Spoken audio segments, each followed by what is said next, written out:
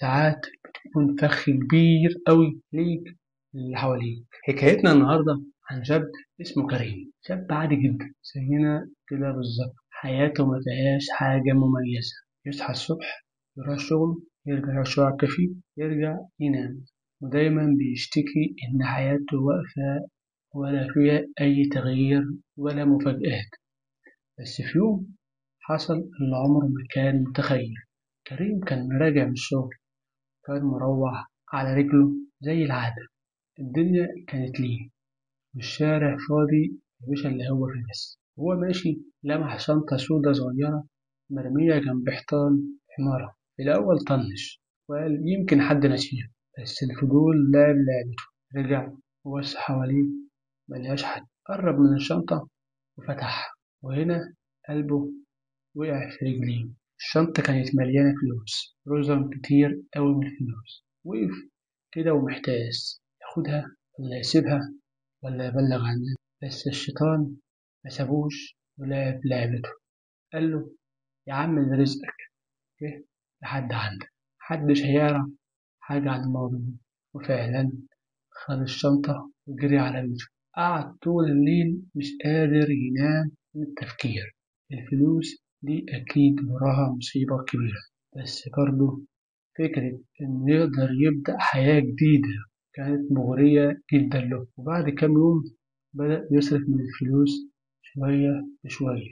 جاب موبايل جديد وغير هدومه كلها، حتى إنه قدم استقالة من الشغل بتاعه وقال هبدأ مشروعي الجديد ليا. وفعلا فتح كافيه صغير، والمكان اشتغل والفلوس بدأت تكتر أكتر وأكتر.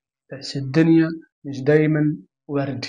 بعد شهور في نص الليل تحديدا خبط على بابه مجموعة من الأشخاص، وشوشهم مش مريحة جدا.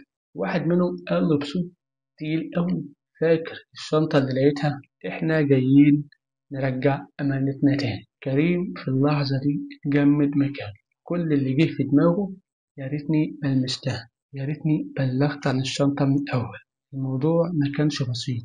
الفلوس كانت تبع عصابة شبكة غسيل الأموال. كانوا فعلا بيراقبوا المكان اللي فيه الشنطة وقتها، بس هم اتأخروا لحظة ولما رجعوا ملقوهاش. بدأوا يدوروا عليها، ولما فلوسهم ظهرت في مشروع كريم عرفوا مكانه على طول.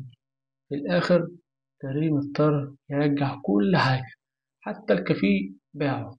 ساب المدينة كلها وبدأ في مكان جديد محدش يعرف عنه حاجة.